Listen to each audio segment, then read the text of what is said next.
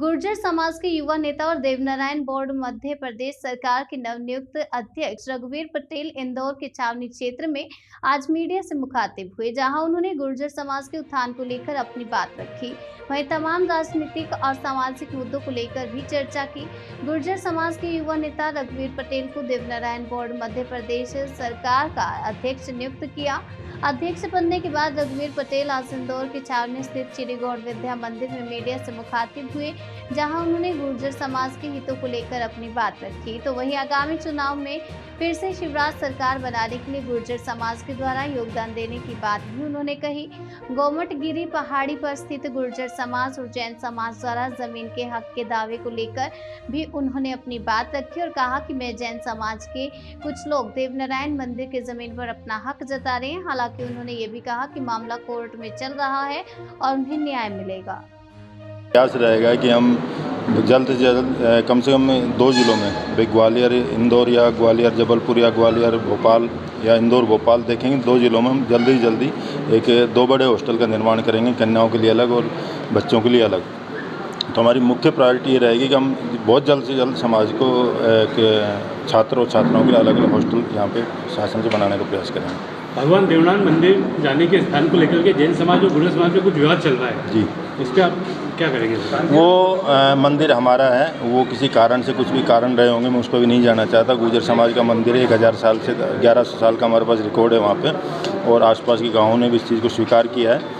तो वो किसी कारण से हमारे जैन समाज से कोई विरोध नहीं है, और जैन संतों से मेरा निवेदन है कि वो इस तरह की टिप्पणी ना करें कि 2 समाजों में संतों से। समाज के जो संत होते हैं वो सभी समाजों के होते हैं। तो मैंने पीछे सोशल मीडिया पर कुछ अखबारों में पढ़ा था कि जैन समाज के संतों ने कुछ टिप्पणियाँ की हैं, तो हम भी उनके जैन मुनियों का उतना ही सम्मान करते हैं। मगर किसी कारण से वो उस समय तत्कालीन जो भी नेता रहे होंगे उन्हें किस कारण से किया मुझे नहीं पता, उसका क्या उद्देश्य रहा होगा, मगर वो गुर्जर समाज के मंदिर को तोड़ के वहाँ से हटाया। जैन समाज के वो समाजसेवी ने वहाँ पे अपने जीवित रहते भी वहाँ पे मूर्ति लगवा ली है। वो मैं बताता हूँ, भरत मोदी वहाँ का जो प्रदेश उनका अध्यक्ष है, उसने अपने जीते जी मूर्ति लगाई, और वो खुद अपने आप में डिफ़ाल्टर है। वो 500 करोड़ का डिफ़ाल्टर है, आपको पता है। तो डिफ़ाल्टर आदमी कभी किसी ट्रस्ट का अध्यक्ष नहीं हो सकता। वो तो आधिकारिक रूप से उसको अभी समाज को निष्कासित कर देना चाहिए। जैन समाज के सोचना है, इस पर हम नहीं सोचेंगे। जैन मुनियों से और जैन समाज के मेरे मित्रों से निवेदन है कि सबसे पहले उस भरत मोदी को उससे हटाएं, तो इस विवाद का बहुत जल्द निपटारा हो जाएगा। गुर्जर समाज चाहता है कि उसका जल्दी निस्तारण हो, निपटारा हो, और 2 ही समाजों में सामंजस्य बने। चुनाव का दावा कर रहे हो तो ये चुनाव लड़ेंगे? देखो साहब, ये लोकतंत्र है, चुनाव लड़ने का सबका अधिकार है। हमने कब मना किया है भाई आप चुनाव लड़ें, और अगर जनहित में काम करेंगे तो जनता उनको चुन के लोकसभा विधानसभा भेजेगी। अगर आप किसी को हराने के चुनाव लड़ रहे हैं या हराने के लिए लड़ रहे हैं तो आप उनका विषय है, वो तो जैन समाज को जवाब देगा। हम उन्होंने बोला है कि जैन समाज को अगर जमीन नहीं दी जाती है देवनारायण देवधर्म टेकरी वाली, तो उनके समाज के 50% खड़े करेंगे। देखो सर, मैंने कहा ना लोकतंत्र है, इसमें सबको अधिकार है खड़े होने का। गुर्जर समाज भी 130 विधानसभा में हमारी संख्या है, कहीं 1500 है तो कहीं 75,000 है। हम 21 लोकसभा में हम अपना वर्चस्व रखते हैं। मगर इसके लिए हम किसी भी सरकार को, चाहे वो किसी भी दल की हो, उसको ब्लैकमेल करना गलत है। भाई जहाँ पार्टियाँ, जिस पार्टी के साथ हम लोग, कोई भी हमारा सामाजिक आदमी जुड़ा है, उसको अगर पार्टी टिकट दे वो लड़ेगा। कोई निर्दलीय अपने आप में पावरफुल है और वो कहता मैं जीत सकता हूँ तो लड़े, जनता उसको चुनेगी। पार्टी का काम है टिकट देने का।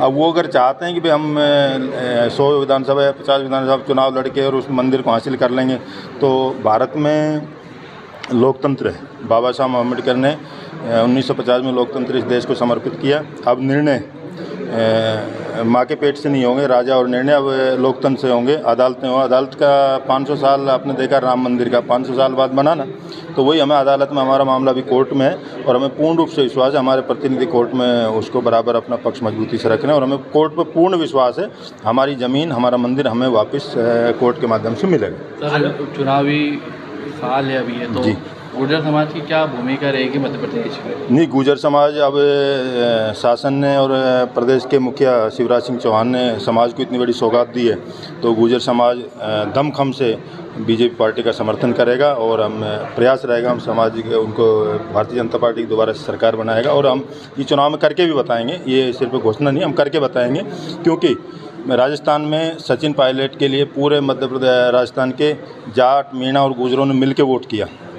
मगर हुआ क्या, परिणाम क्या हुआ, आज सचिन पायलट दर दर की ठोकरें खा रहा है, उसको प्रताड़ित किया जा रहा है, उसकी बेइज्जती की जा रही है। तो सचिन पायलट की नहीं, गुर्जर समाज की बेइज्जती है। तो समाज इन छोटी छोटी बातों पर याद रख रहा है। आज पहले गुर्जर समाज किसी कारण से सोया हुआ था, गुर्जर समाज सोया हुआ नहीं। हम अपने अधिकारों के लिए लड़ना जानते हैं, हम लोकतंत्र के माध्यम से उस लड़ाई को आगे ले जाएंगे।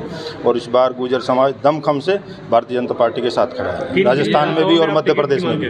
किन किन विधानसभा में आप टिकट की मांग करेंगे? नहीं सर, वो पार्टी में जो लोग काम कर रहे हैं वो मांगेंगे। मेरा टिकट मांगने का काम नहीं, टिकट बोर्ड दिलाने का काम नहीं। मेरा समाज के बीच सरकार की बातें रखने का और सरकार की समाज की बात सरकार के बीच में रखने का मेरा काम है, वो मैं करूँगा।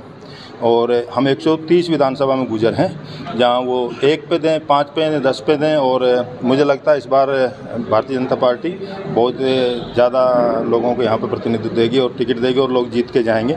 और जहाँ पे टिकट नहीं मिलेगी वहाँ भी समाज के लोग भारतीय जनता पार्टी को सपोर्ट करेंगे। तो आपका नाम और डिजिग्नेशन?